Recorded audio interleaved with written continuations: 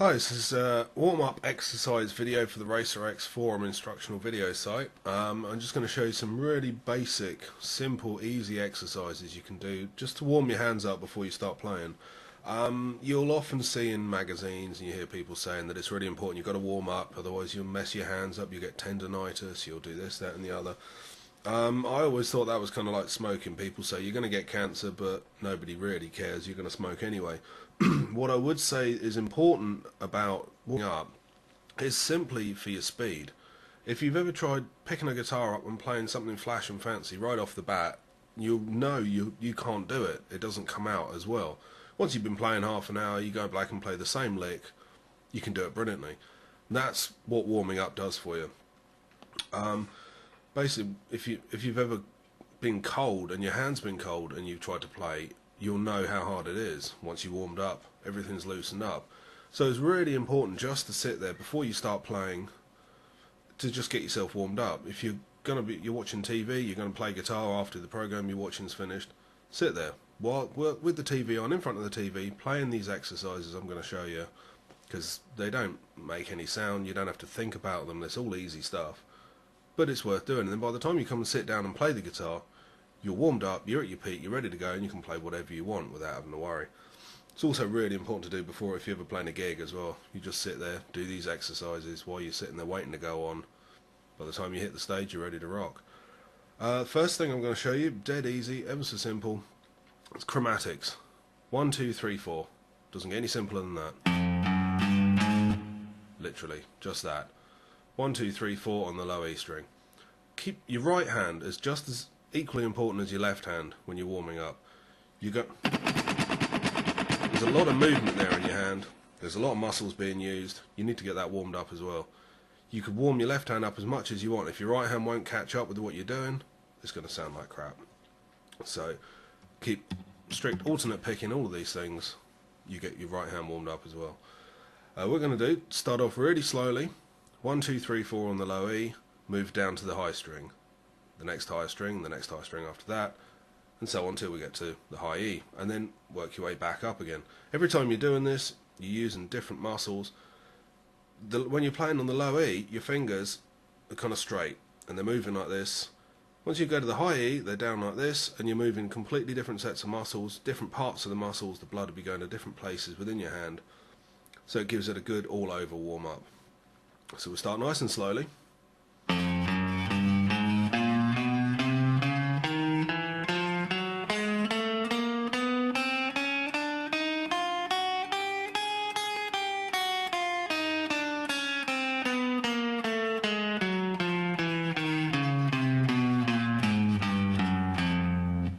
Doesn't get much more simple than that.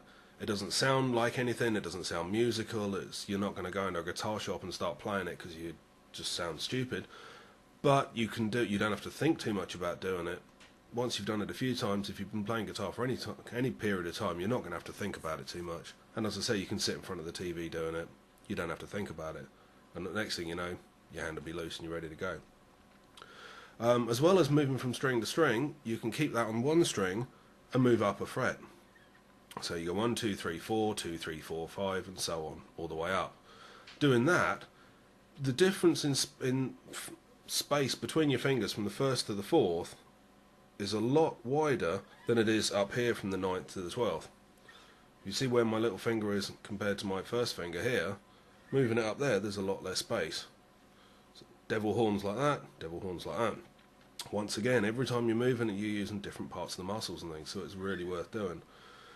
So we'll start in the low E, move up a fret.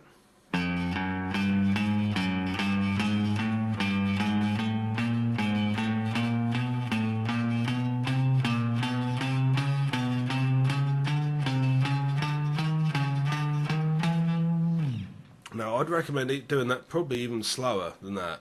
I'm doing it a little bit faster just so not waste your time. I'm just showing you the exercises, but I mean you really want to, especially if you're not used to playing chromatic things like that, you want to make sure that every note is picked perfect, proper, in time. You don't want to be being sloppy. You know, there's no point in doing that. You might as well use it as a finger building exercise and a dexterity building exercise every bit as much as a warm-up. So there's no point in playing it sloppy. keep it slow. Once you've got it, once you can do all that, then the next time you play it, do it a little bit faster, and help you get warmed up, and it help it build your fingers up. So you can start going.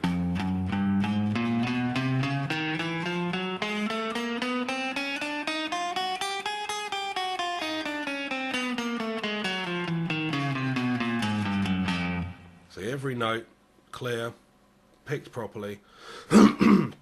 Once again, once you're feeling a bit more warmed up, you're getting a bit more confident, you're a bit used to it, you can go a little bit faster.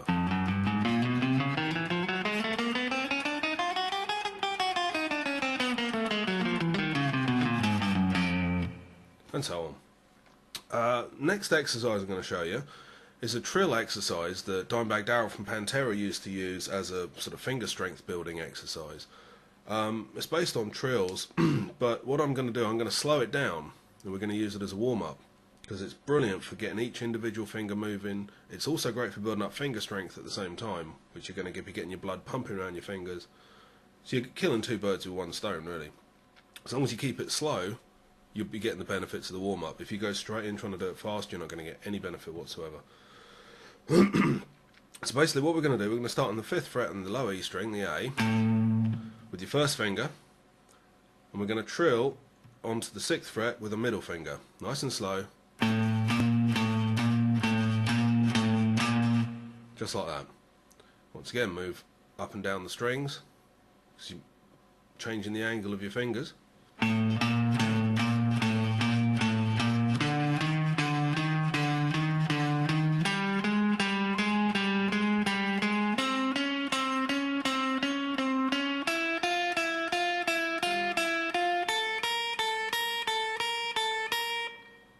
So once you've done that, you can go from your first finger to your ring finger. So that's 5th to the 7th fret.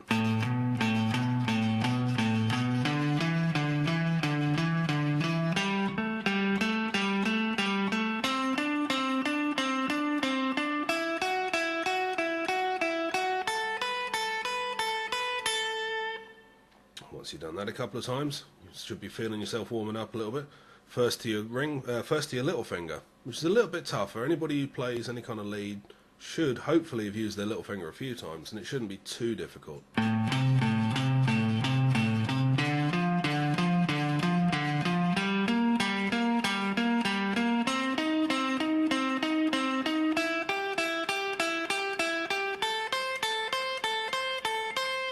As I say, I'm playing a little bit faster even than you would kind of just to warm up, but I'm just showing you the basic principles behind it. So you've done that, and everything there has been based on your first finger. Now what you're going to do, use your middle finger on the 5th fret and trill from your middle finger to your ring finger. Now you should start to feel a little bit of this working, because it's not quite a common sort of thing to do with a trill. Normally, anytime you're going to do a trill, it's going to be like that, or it's going to be like that. It's going to be your ring finger and your middle finger. Every time it's going to be based with your index finger. So basing it on your middle finger, it's ever so slightly different to what you would normally do, and it's a really good one. You should start to feel it.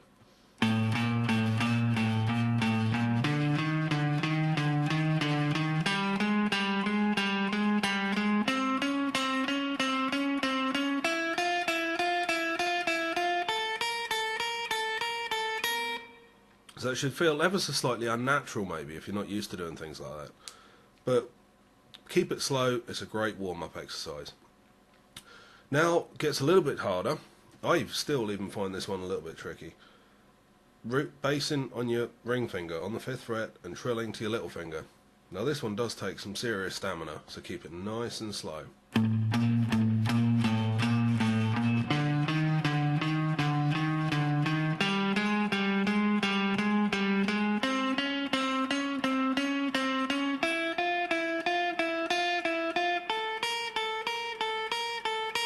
Even if you're used to playing shred stuff, you're used to playing a lot of fast stuff, you do this a few times, you're going to start feeling it, because it's very unnatural, and especially when you start speeding it up a little bit.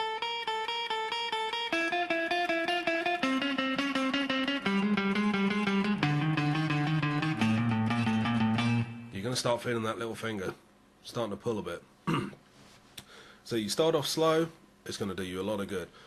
It's like you want to be able to, it's better to do a minute's worth of doing it nice and slow than it is to do 10 seconds worth of like that, you're going to get so much more out of it keeping it slow. It's very tempting to want to shred all the way through it. Don't. Get yourself warmed up first. That's about all I can think of. The best warm-up exercises I know. You can do major scales, you can play scales and things, but keeping it nice and simple with stuff you don't even have to think about. You can sit and go on the computer, watch TV.